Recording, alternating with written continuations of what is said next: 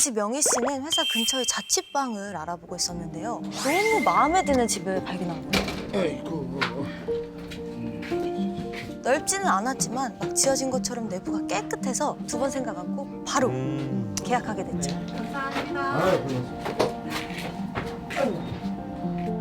이사 당일 짐 정리를 끝낸 명희 씨는 방 한가운데 이불을 깔고 잠이 들었는데요.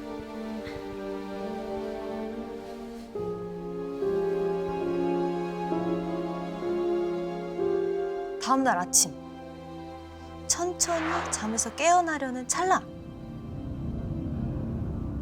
한쪽 뺨에 얼음장처럼 차가운 감촉이 훅 하고 느껴지는 거예요.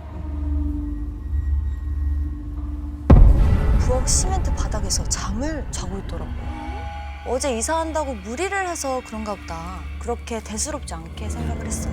그리고 다음 날 어제처럼 방 가운데 이불을 깔고 잠자리에 들었는데 어느 순간 몸이 으슬으슬한 느낌이 들어서 눈을 떴어요. 정신을 차려보니까 또 차디찬 부엌 바닥에서 한껏 웅크리고 자고 있었던 거죠. 명희 씨는 그때부터 좀 섬찟한 기분이 들기 시작했어요. 사실 명희 씨는 누운 자세 그대로 일어날 만큼 잠버릇이 없는 타입이었거든요. 첫날은 피곤해서 그렇다 쳤는데 둘째 날까지 그러니까 너무 이상한 거예요. 근데 더욱 소름이 끼치는 건 그 일이 자그마치 일주일이나 매일 반복됐다는 거예요. 명희 씨는 그 때문인지 항상 극심한 피로감과 근육통까지 느끼게 되는데요. 차가운 부엌에서 잠을 깨는 일이 일주일 넘게 계속해서 일어나자 명희 씨는 혹시 내가 목류병이 있나? 이런 생각까지 들더라고요. 그런데 얼마 지나지 않아 그것의 실마리를 알게 되는 엄청난 일이 일어납니다. 평소처럼 이부자리를 펴서 잠을 자던 명희 씨. 귓가에 새벽 2시를 알리는 괴종시계 소리가 어렴풋이 들리더라고요. 그 순간 자고 있던 명희 씨 일자로 일으켜지더니 눈을 떠보니 그 자리에 두 발로 우뚝 서 있는 거예요. 그때 한 발짝, 두 발짝. 명희 씨의 몸이 멋대로 움직이기 시작했어요. 그렇게 멋대로 움직이던 몸은 문지방을 넘어 부엌으로 향했습니다. 부엌 가운데 서서 휘청 거리기 시작했어요. 마치 누군가 명희 씨를 붙잡고 양쪽으로 흔드는 것처럼. 얼마나 시간이 흘렀을까? 그 순간 굳었던 몸이 팍 하고 풀리면서 앞으로 풀썩 거꾸라졌고 명희 씨는 그 자리에서 정신을 잃고 말았어요. 근데 이 상황이 너무 말도 안 되잖아요. 내가 꿈을 꾼 건 아닐까 싶은 거예요. 다음 날 확인을 해봐야겠다 생각이 들었던 명희 씨는 잠들지 않은 채 새벽이 넘어가기를 기다렸어요. 새벽 2시가 되자마자 몸이 벌떡 일으켜지더니 잠도 안 잤는데. 전처럼 멋대로 움직이기 시작했고요. 다음날 부엌에서 눈을 뜨는 말도 안 되는 이 상황이 반복이 됐어요. 매일 밤 겪는 그 끔찍한 상황에 정상적인 생활이 힘들었던 명희 씨는 친한 직장 동료한테 이 이야기를 꺼내게 되는데요. 너네 집에 귀신 있는 거 아니야? 어디서 들었는데 머리맡에 칼을 두고 자면 귀신이 도망간다잖아. 그날 밤 명희 씨는 지푸라기라도 잡는 심정으로 부엌에서 식칼 하나를 챙겨서 머리맡에 두고 잠자리에 들게 됩니다.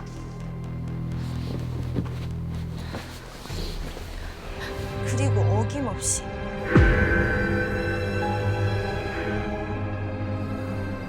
바로 그때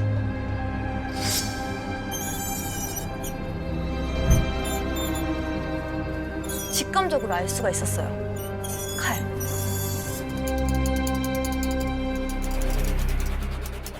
근데 또 몸이 말을 안 듣는 거예요. 그렇게 한동안 바닥에 막 드는 소리가 울려 퍼지더니 칼날이 부엌 시멘트 바닥으로 떨어지는 소리가.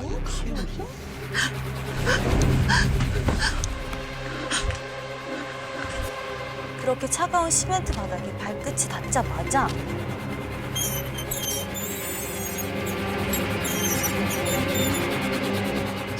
소름 끼치는 칼날 소리는 명희 씨 주변을 미친 듯이 맴돌고 있었어요. 그리고 아침에 다시 눈을 뜬 명희 씨. 명희 씨의 얼굴 앞에 조금만 잘못 쓰러졌어도 어떻게 됐을지. 그런데 그때 무언가를 긁는 듯한 소리가 들리더라고요. 방 한가운데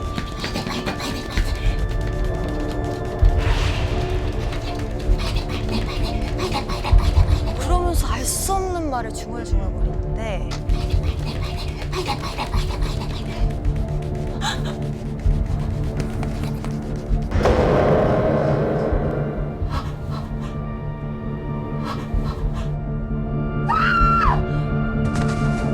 다시 정신을 잃었고 깨어나 보니 방은 깨끗하더라고요. 내가 아까 뭘 본 건지 생각하는데 장판에 마구 그렇게 손톱 자국이 가득한 거예요. 명희 씨는 울면서 어머니께 전화를 걸었어요. 자초지종을 들은 어머니는 한 달 후에 광주로 달려오셨는데요. 어머니와 함께 집주인을 찾아가게 됐어요. 근데 명희 씨 어머니가 당장 바닥을 파보자. 뭔가 있는 게 분명하다면서 노발대발 하시는 거예요. 근데 사실 저 집주인 입장에서는 멀쩡한 바닥을 파보자고 하면 당연히 반대하고 질 것 같잖아요. 돈 들어가니까. 근데 그 이야기를 들은 집주인이 얼굴이 사색이 돼서는 바로 사람을 불러서 바닥을 파기 시작한 뭐가 거예요. 짚이는 게 있구나. 얼마나 시간이 지났을까? 웅성거리는 소란스러운 소리가 들리기 시작해요.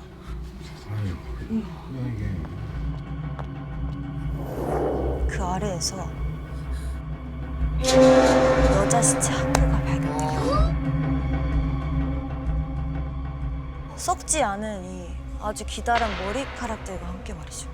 알고 보니 명희 씨의 자취방이 있던 그 자리는 원래 공동묘지가 있던 곳이었다고요. 이 무덤을 전부 옮기고 집을 지어서 살고 있었던 건데 미처 옮기지 못한 시신 한 구가 명희 씨 자취방 아래에 남아 있었던 거죠. 이 시커먼 관을 마주한 명희 씨는 그 자리에 바들바들 떨면서 털썩 주저앉고 말았어요. 왜냐면 시신이 묻혀 있던 자리가 매일 밤 명희 씨가 이불을 빨고 자던 자리.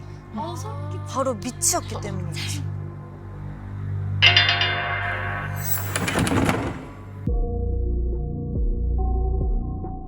제가 29살 때 일본으로 유학을 갔습니다. 남편을 만나서 결혼하고 쭉 도쿄에서 살고 있는 거죠. 결혼 초에는 근처 식당에서 일을 하기 시작합니다. 근데 한 3년 정도 지났을 때쯤인가요? 좋은 기회가 저에게도 하나 옵니다. 가게 자리가 하나 났는데 우리 주영 씨가 한번 도맡아서 해볼래? 술도 팔고 음식도 파는 이자카야라는 건데 이 가게는 오야마라는 곳에 있었는데요. 오야마. 근데 막상 가게를 직접 가보니까 생각보다 괜찮은 거예요. 바로 그 자리에서 계약을 합니다. 이제 가게에서 이제 나오는데 조그만한 이제 창문이 이렇게 있는데 건물 뒤편이 보이는 거예요. 딱 창문으로 보이는 곳에 뭐가 하나 있는 거예요. 뭐지? 무덤이에요. 이거 괜찮을까?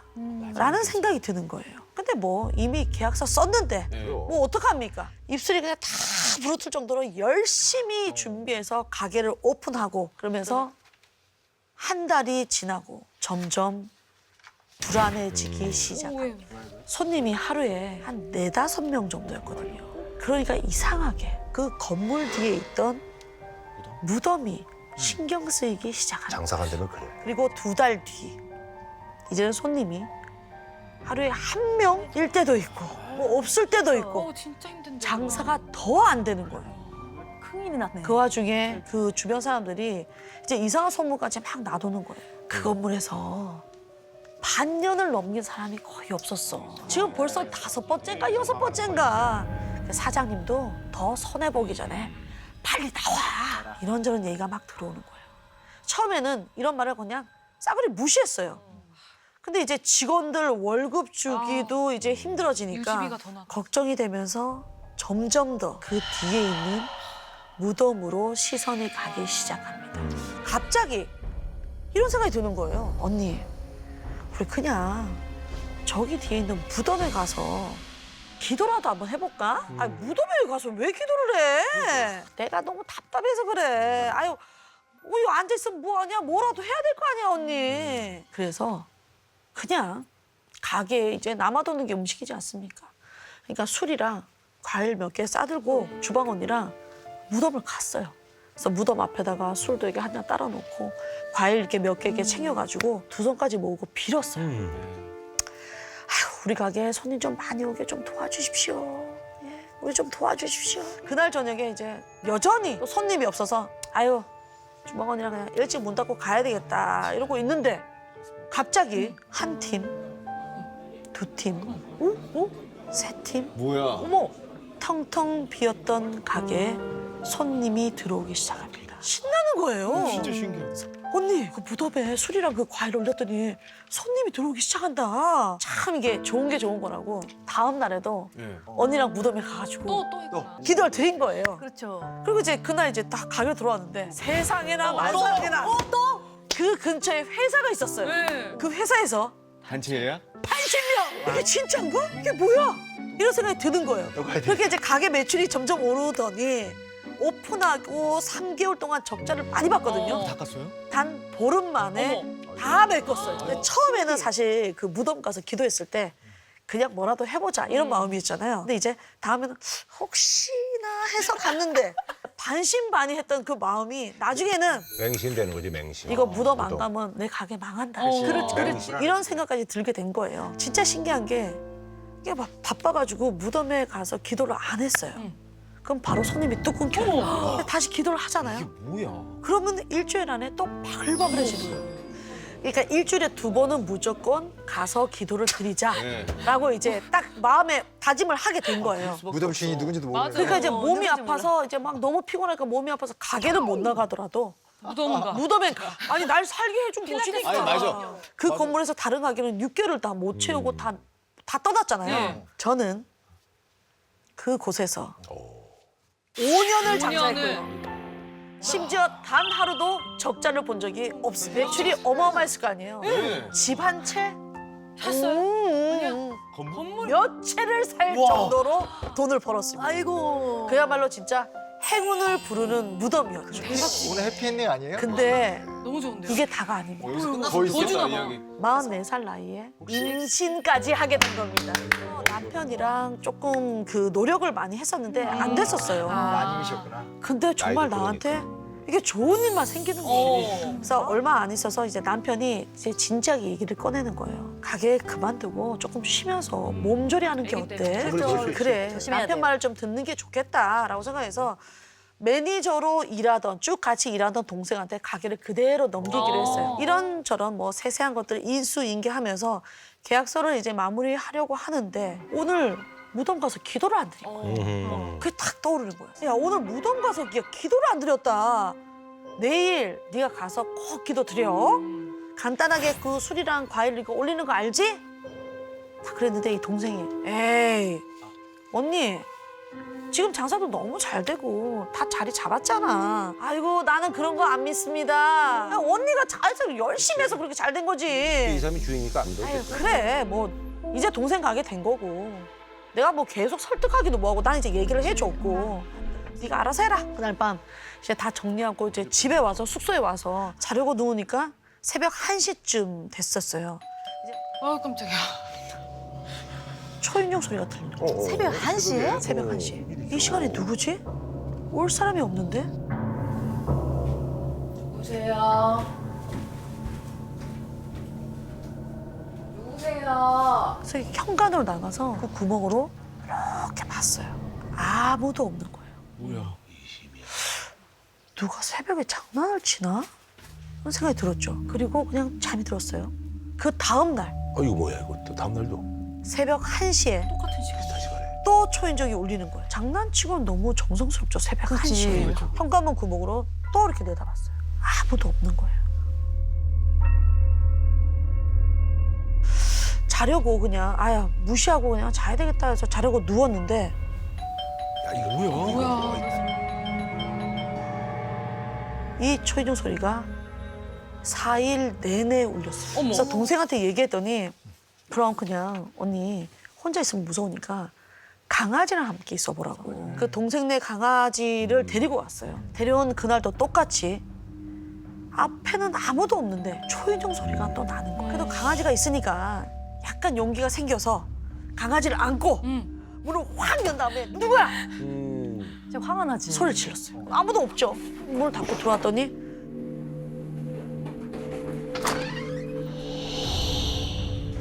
그 이후로 집에 있으면 서늘한 기운이 계속 느껴지는 거야. 계속. 주방에 갈 때도 뭔가 뒤에 누군가가 있는 것 같은 이 한기가 싹 느껴지는 거예요. 그러면서 계속 집에 있는데 혼자 있는데 뒤를 돌아보는 거야. 누가 있는 것 같은 느낌이 있으니까. 그 방에 이렇게 누우면 문 밖에서 누군가가 날 바라보고 있는 듯한 느낌이 있는 거야. 누군가 지켜보고 있는 듯한 느낌. TV 켜놓고 불 켜놓고 거의 맞아, 그렇게 뭐 하죠. 잠을 못 자는 거예요. 거의 밤을 새웠어요.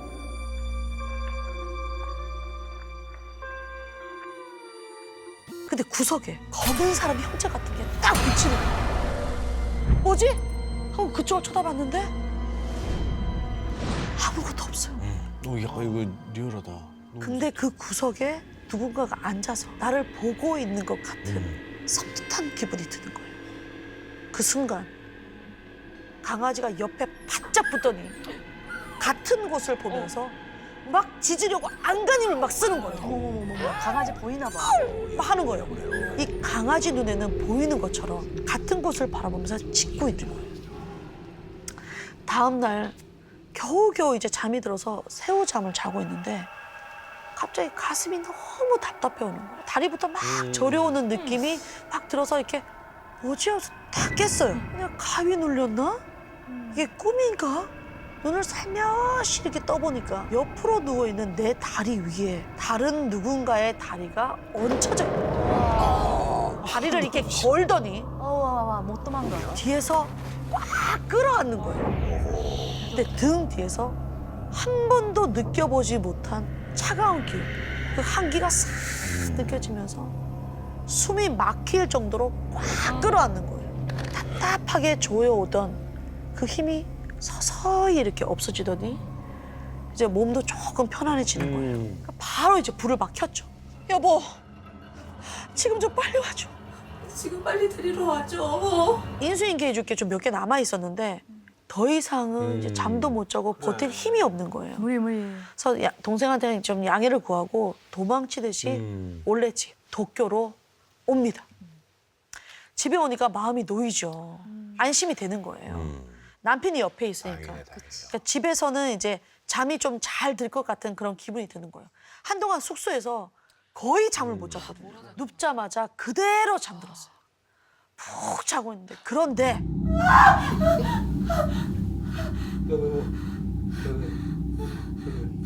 남편은 비명 소리에 놀라서 잠에서 깼고요.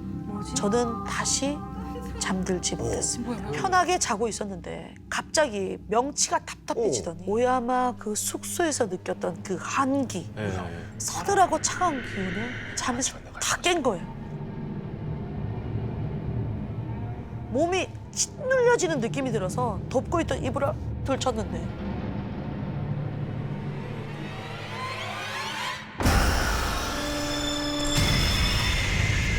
웬 남자가 몸 위에 올라타 있는 거예요. 와. 그 남자는 몸을 점점 이렇게 일으키더니 배 위에 올라앉아서 저를 많이 쳐다보는 거예요. 그리고 그때 눈앞에서 뭔가 번쩍하고 빛이 나는 거예요. 기다란 일본 돌을 들어 올려서 그대로 가슴에 내리꽂는 더 깊숙이 내 가슴에 꽂아 넣는 거예요. 입에서는 비명이랑 고통에 찬 이 신음소리가 막 저절로 나왔어요. 그 소리를 듣고 깬 남편이 놀라서 막 붙잡고 흔들고 뭐야? 왜 이래? 왜 이래? 이런 순간 그 남자는 그대로 사라져버렸어요. 바로 다음 날 한국행 비행기 표를 끊었습니다. 이상한 일들이 자꾸 생기니까 뱃속에 아이가 있잖아요. 그렇지. 이게 너무 걱정되고 그냥 아예 친정 식구들 옆에서 좀 쉬는 게 그렇죠. 낫겠다. 예, 한국에 온 게 낫지. 예. 그런데 이제 한국에 도착했을 때 일본에서 식당 직원한테 연락이 온 거예요. 가게 근처 도로에서 버스가 굴러떨어지는 사고가 생긴 거예요. 승객 중 한 명이 그 자리에서 사망을 하게 됩니다. 근데 그 사람이 바로 5년 동안 무덤에 같이 기도드렸던 주방 언니. 근데 비극은 이뿐만이 아니었습니다. 아기 상태를 확인하려고 안 돼, 지금. 산부인과를 안 돼, 갔는데 안 돼. 아이가 세상을 떠났다는 거. 아이고. 병원에서는 이제 심각한 스트레스로 인한 유산이라고 얘기를 하더라고요. 이건 분명 무덤의 저주다. 마지막으로 꼭 전하고 싶은 말이 있습니다. 제가 일본에서 만난 점쟁이에게 들은 말을 그대로 말씀드리는 겁니다. 이름 모를 무덤에는 절대 아무것도 하지 말아요. 함부로 음식을 올리거나 기도하거나 특히 무언가를 부탁하는 일은 절대로 해서는 안 된다. 때는 2003년 여름. 저는 중학생 때부터 친하게 지낸 동네 친구 현우 그리고 중배 형과 함께 여름 휴가를 갔어요. 저희 셋이 향한 곳은 바로 강원도 삼척. 사람 꽉 찬 해수욕장 대신에 한적한 계곡에서 물놀이를 하기로 했습니다. 돗자리에 뭐 튜브, 라면까지 잔뜩 챙겨서 걸음을 옮기는데 다 덤벼. 여기는 물고기들. 오늘 내가 다 작살 내줄 테니까. 야 다친다 다쳐 저리 치워. 현우가 따라고 이 뾰족한 작살을 막 양손으로 이렇게 막 돌리면서 까부는 거예요. 아 저 군대 갔다 와서 너 철이 안 드네. 하지만 이 어릴 때부터 사고뭉치였던 녀석은 제 말을 듣지도 않고 신나게 작살을 흔들며 뛰어갔습니다. 그러다가 현우가 갑자기 걸음을 멈추고 얼굴을 감싸 쥐는 거예요. 천천히 손을 치우자 이게 뭐야? 하얀 새똥이 얼굴을 타고 흘러내리고 있었어요. 까마귀 똥인가 봐. 똥 맞았대요. 아 냄새. 재수없게 까마귀가. 씨. 현우가 나무 위에 앉은 새를 노려보더니 돌을 주워서 막 집어 던지기 시작했어요. 하지만 이 돌은 계속 빗나갔고 오히려 약이 더 바짝 오르고 말았죠. 그냥 가자고 말렸지만 제 말을 들을 녀석이 아니었어요. 야 됐어 그만해. 그거 어차피 안 잡혀 그거. 야 이거 던지라는 거 아니지? 갖고 있던 작살을 높이 들어서 까마귀를 향해 조준을 하는 겁니다. 그거 내려놔. 야, 내려놔. 그러나 작살은 길게 포물선을 그리며 날아가고 있었습니다. 그리고 잘못된 곳에 꽂히고 말았습니다. 그곳은 바로 이 숲을 사이에 가려져 있던 누군가의 무덤. 아무도 돌보지 않는지 이 묘비도 없고 손대면 금방이라도 허물어질 것 같았어요. 그 한가운데 현우가 던진 작살이 비수처럼 꽂혀 있었습니다. 아 이 자식 또 사고 쳤네. 아 저거 당장 가져와 빨리. 아, 저 까마귀 자식 때문에.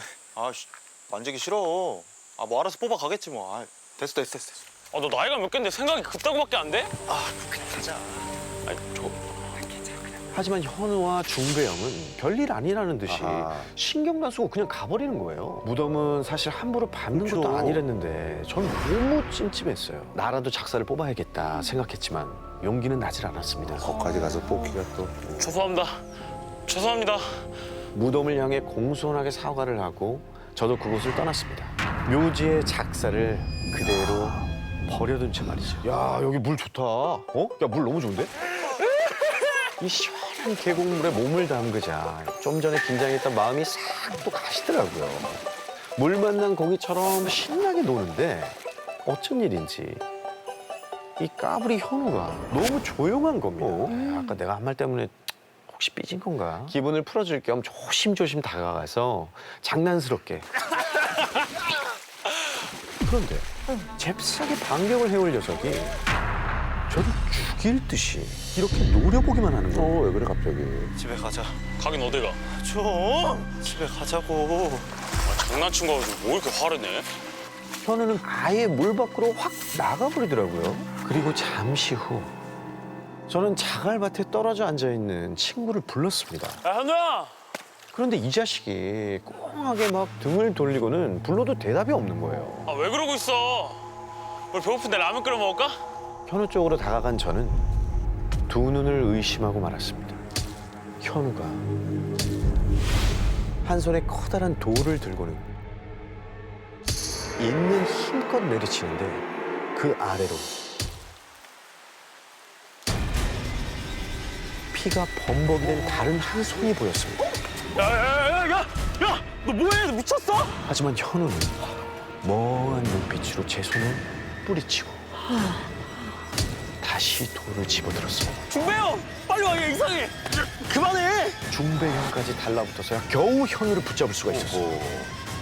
저는 녀석을 정신 차리게 하려고 뺨을 세게 때렸습니다. 그러자 현우야.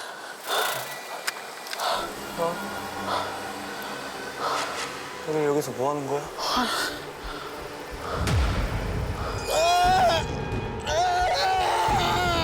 평소 눈빛으로 돌아온 현우가 비명을 지르기 시작하는 거예요. 방금 무슨 일이 있었는지, 자기가 무슨 짓을 했는지 하나도 기억나지 않는 것처럼. 빨리 병원부터 가자. 어? 우선 다친 손부터 치료하는 게 급했어요. 하지만 나 병원 안 가. 나도 집에 갈래. 현우가 저희 손을 뿌리친 채 그대로 도망을 가버리는 거예요. 순식간에 사라지고 없었습니다. 한동안 저는 녀석을 볼 수가 없었습니다. 전화를 걸어도 받질 않고 집에 찾아가도 만나주질 않았어요. 그렇게 한 달쯤 지난 어느 날 횡단보도에서 우연히 마주쳤는데 처음엔 정말 못 알아볼 뻔했어요. 야, 너 현우 맞지? 그 사이에 살이 얼마나 빠졌는지 볼이 움푹 들어가고 성한 곳이 없었습니다. 아, 너 꼴이 왜 이래? 대체 무슨 일인지 나한테 똑바로 얘기해봐. 나 좀 살려줘라. 잔뜩 겁에 질린 채 횡설수설하는 거예요. 나 지금 벌 받은 것 같아. 일단 집에 가자. 가서 얘기하자. 싫어. 집에 싫어. 가서 얘기하자. 싫어. 저는 불안에 떠는 친구를 겨우 달래서 근처 벤치에 앉았습니다. 그리고 듣게 된 현우의 이야기는 정말 충격적이었어요. 재성아, 넌 못 봤지? 계곡에 놀러 간 그날 우리가 신나게 물놀이를 하고 있을 때 현우는 저 멀리 어떤 할머니가 보였대요. 피를 흘리는 할머니 목에 비스듬히 박힌 기다란 막대기. 현우는 곧바로 깨달았어요. 내가 무덤에 던진 그 작살인가. 그 할머니로부터 도망치기 위해서 저한테 집에 가자고 화를 냈던 거예요. 그리고 그때부터 현우의 귓가에는 잘라 명령하는 목소리가 계속 맴돌았다고 했어요. 그 목소리에 어느 순간 의식을 잃었고 정신을 차렸을 땐 돌로 자기 손을 내려 찢고 있었던 거죠. 현우는 그것이 지옥 같은 날들의 시작이었다고 말했습니다. 시작이었어요. 삼척에서 서울 집으로 도망쳐 겨우 숨을 돌리고 있는데 누가 현관문을 세게 두드렸대요. 힘겹게 몸을 일으키려는 그 순간 여보세요?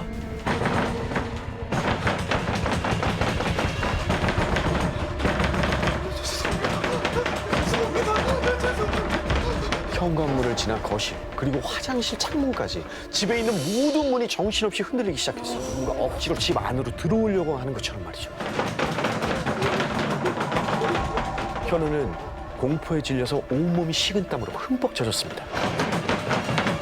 그때 갑자기 쥐 죽은 듯이 고요해진 집안.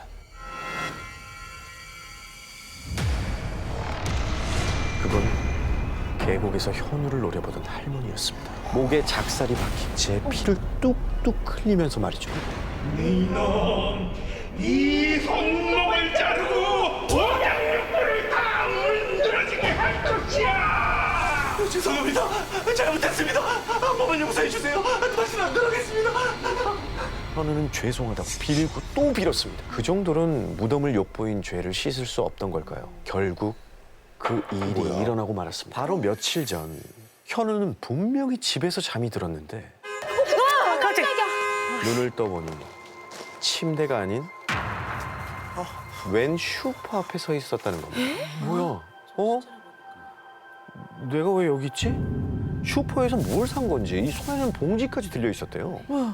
그리고 그 봉지 안에 들어있던 건 다름 아닌 칼. 손에 든 칼을 당장 버리려고 했죠. 하지만 그때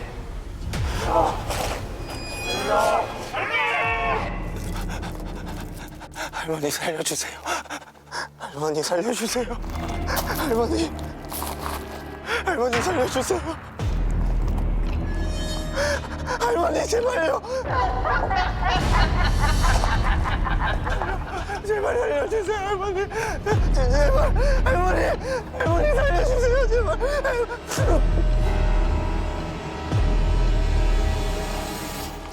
그대로 기억이 끊겨버리고 말았습니다. 슈퍼 알바생이 친구를 발견했을 땐 이미 손가락이 잘린 상태였대요. 그때 고통이 떠오르는지 이 현우는 붕대로 감은 손을 움켜쥐며 말했습니다. 재성아, 그때 우리 갔던 삼척 같이 가줘 제발. 그 길로 현우와 저는 이 삼척의 계곡으로 달려가서 이 모든 일이 시작된 무덤을 찾았습니다. 허름한 흙더미 그리고 무성하게 자란 잡초 사이로 흉물스럽게 녹이 쓴 작살이 꽂혀 있었더라고요. 저희는 작살을 조심스럽게 뽑아낸 후